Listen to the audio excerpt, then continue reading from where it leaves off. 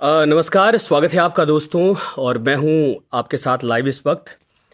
दरअसल राजस्थान की राजनीति में आजकल एक ऐसा नाम है। कल मैंने एक एपिसोड बनाया था सोशल मीडिया पर, आपने देखा जी राजस्थान के पेज पर, वो कि हनुमान बेनीवाल ने जिस तरीके से बीजेपी को झटका दिया या नरेंद्र मोदी सरकार को झटका दिया है, उसके बाद पूरे देश में चर्चा का विषय बन गए हैं। सवाल यह कि आप लोग मेरे साथ बहुत दूर दूर से जुड़े हैं। कोई केरल से जुड़ा है, कोई बंगाल से जुड़ा है, कोई जो है कि यूपी से जुड़ा है, कोई मध्य प्रदेश से जुड़ा है। जहाँ जहाँ मैंने काम किया अपने इस पत्रकारिता के जीवन में, पत्रकारिता के इस पूरे करियर में, वहाँ वहाँ से मेरे साथ लोग जुड़ते गए। कई प्रदेशों के लोग मेरे साथ जुड़े हैं।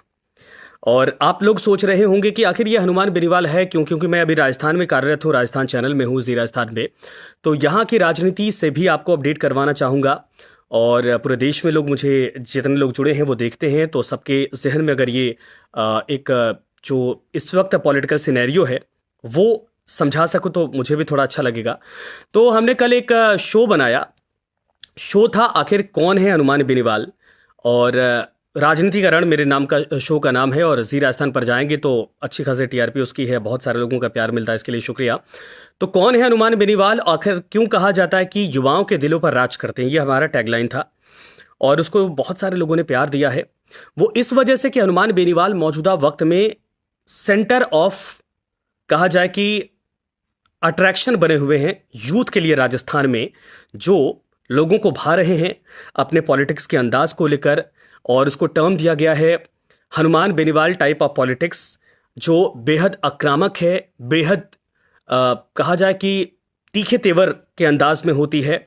और वो इसीलिए कहा जाता है कि लोगों के बीच में इस वक्त जगह बनाते जा रहे हैं। वैसे राजस्थान का इतिहास है कि राजस्थान में जब भी कोई तीसरा संगठन या तीसरा धड़ा उभरने की कोशिश किया, वो सफल नहीं हो पाया। कभी साल डेढ़ साल चर्चा में रहा, खत्म हो गया, कभी किसी पार्टी में विलय हो गया। लेकिन ये एक ऐसी पार्टी उभर कर आ रही है राजस्थान की पॉलिटिक्स में जो कांग्रेस और बीजेपी को बराबर टक्कर दे रही। हनुमान बेनीवाल का उदय वैसे तो छात्र राजनीति में हुआ था। भैरव सिंह शेखावत की सरकार हुआ करती थी उस वक्त, और कहा जाता है कि उस दौरान जिस तरीके से वो छात्र नेता के तौर पर चुनाव जीता था उन्होंने, और उसके बाद महाराजा कॉलेज से, उसके बाद जो है कि उसी दौरान कई ऐसे आंदोलन थे जो इतने हिट हुए थे। वो आंदोलन एक छात्र नेता के तौर पर इन्होंने जो ताकत दिखाई थी, जो लोगों को एकजुट किया था, और खासकर ये एकजुटता उन छात्रों को लेकर थी जो गरीब किसान घर परिवार से आते थे, जिनको एडमिशन नहीं मिल पाता था, जिनको भटकना पड़ता था, उनके लिए इन्होंने आवाज उठाई थी। और आलम यह हुआ था कि भैरव सिंह शेखावत की सरकार में लगभग 53 ऐसे विधायक थे या 56 ऐसे विधायक थे जिन्होंने हनुमान बेनीवाल, जो एक छात्र नेता था महज, इनकी गिरफ्तारी की मांग की थी उस दौर में। और आलम यह भी था कि गिरफ्तार सरकार करे या ना करे, क्योंकि करती तो जितना बड़ा आंदोलन यह मूव बनता जा रहा था उसका, वो सरकार के लिए खतरा पैदा हो सकता था। दबाव पड़ा, मजबूरन हनुमान बेनीवाल को गिरफ्तार करना पड़ गया था। ये राजस्थान यूनिवर्सिटी में धरना दे रहे थे, उसी दौरान पुलिस उठा ले गई। लेकिन उसका प्रेशर आप देखिए कि हनुमान बेनीवाल का अंदाज उसी वक्त कितना आक्रामक था। मेरे साथ जितने आरएलपी समर्थक जुड़ रहे हैं, मैं सबका धन्यवाद अदा करना चाहूँगा। मैं चाहूँगा इसको शेयर करिए, और जो मेरा एपिसोड है उसको भी देखिए आप लोग। तो हनुमान बेनीवाल ने जिस अंदाज में राजनीति शुरू की थी, भैरव सिंह शेखावत को आधी रात में उनको छोड़ना पड़ गया। 3 बजे के आसपास उनकी रिहाई हुई, एक और नेता साथ में थे। और मजे की बात यह कह सकते हैं आप कि हनुमान बेनीवाल 3 बजे छूट गए और 12 बजे अखबार छप जाते हैं। तो जब छूटकर अगले दिन राजस्थान के जयपुर के सिंधी कैंप बस स्टैंड पर वो लोग अखबार पढ़ रहे थे, तो अपनी ही गिरफ्तारी की खबर वो लोग पढ़ रहे थे और हंस भी रहे थे। लेकिन ये तो महज ट्रेलर था। कहा जाता है कि पिक्चर अगर बहुत अच्छी है तो उसका ट्रेलर ही पता चल जाता है। इसके बाद हनुमान बेनीवाल संघर्ष करते रहे, और संघर्ष करने के दौरान इस तरीके से जाटों के बीच में वो फेमस हुए। उस वक्त कई परिवार थे जो जाटों की राजनीति करते थे।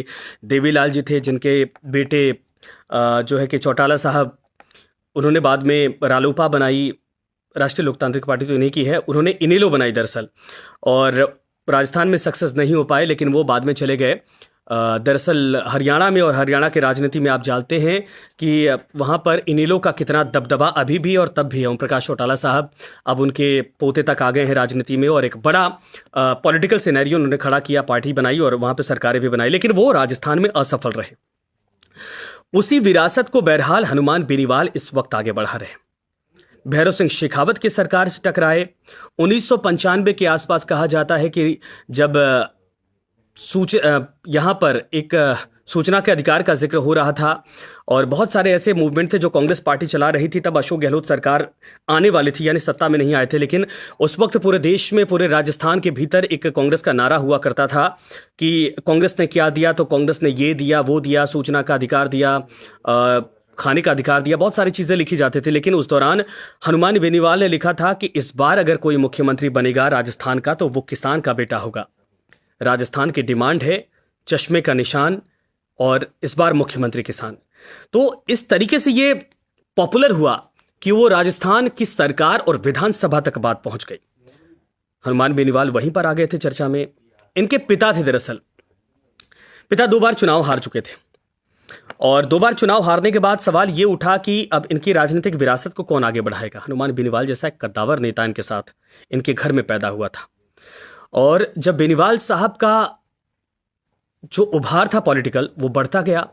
छात्र राजनेता के तौर पर जब ये मजबूत होते गए तो उसके बाद एक संभावनाएं इनके भीतर दिखने लगी और अपने आप जो जाटों के नेता हुआ करते थे उनके बीच में संघर्ष करते हुए, कभी जेल, कभी लड़ाई करते हुए, कभी आंदोलन करते हुए, कभी अपनी आवाज को बुलंद करते हुए इतने पॉपुलर हो गए कि बाद में जो डीडवाना सीट हुआ करती थी या फिर उस वक्त खिवसर सीट नहीं बनी थी, उस विधानसभा सीट पर इनका रोला ऐसा बना, इतना दबदबा मजबूत बना कि हनुमान बेनीवाल के सामने कोई टिकने वाला नहीं था।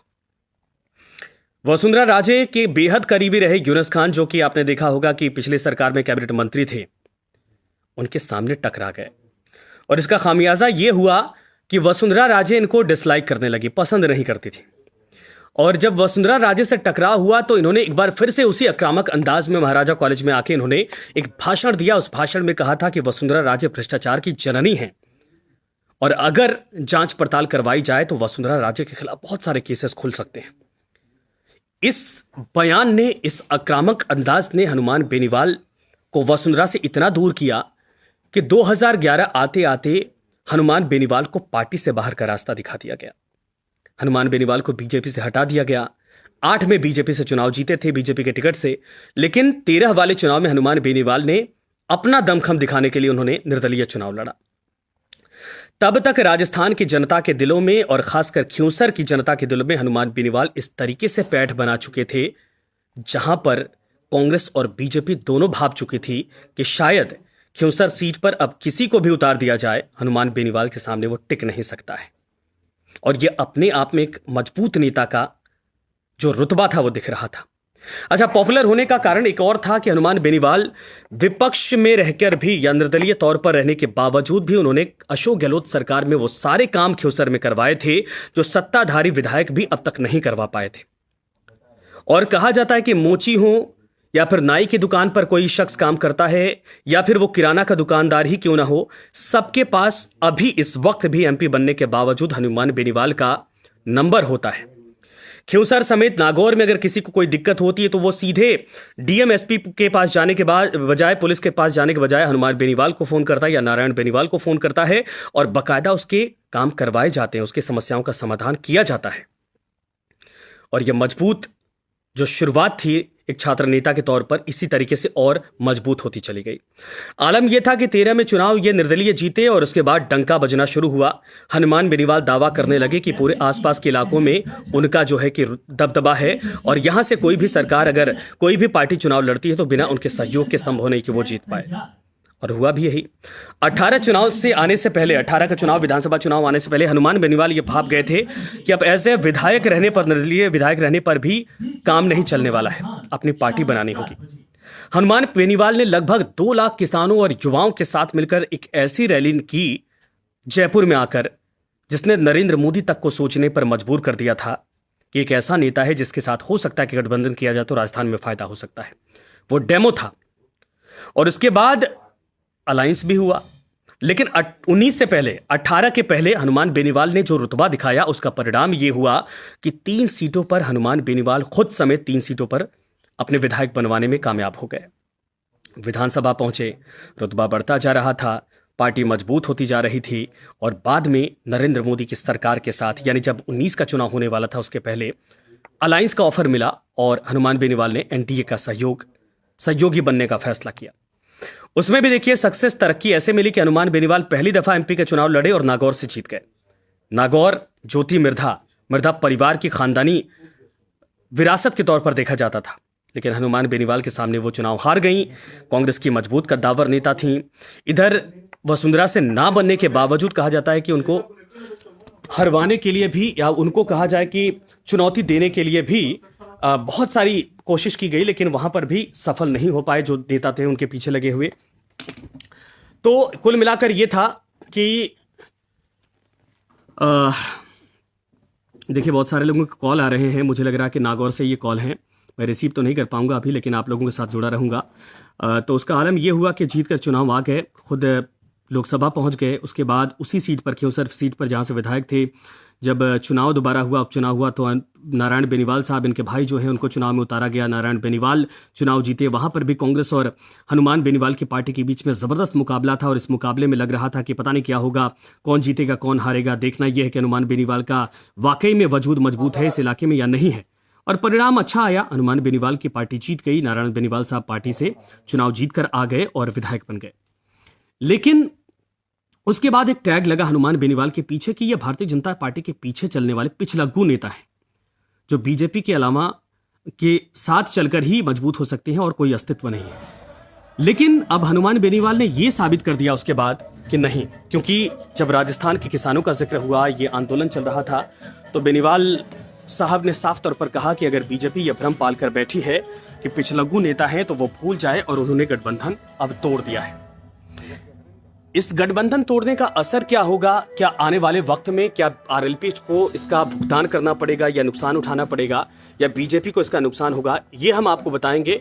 फिलहाल आप 6 बजे मेरे सहयोगी के साथ देखिए जी राजस्थान पर जो आपका शहर आपकी खबर, ये जो अपडेट आज की है वो सारी चीज़ें वो आपको अपडेट करवाएंगे, खबरें बताएंगे। लेकिन मैं दोबारा आपसे जुड़ूंगा तो पूरी कहानी के साथ आऊँगा, और ये आपसे आग्रह करता हूँ कि जी राजस्थान के फेसबुक पर जाइए, यूट्यूब पर जाइए, राजनीति का रण देखिए, और वहां पर जो कल का हनुमान बेनीवाल वाला एपिसोड है उसको देखना ना भूलिए, उसको सब्सक्राइब लाइक करना ना भूलिए। ये आपके काम की चीज़ है। नमस्कार।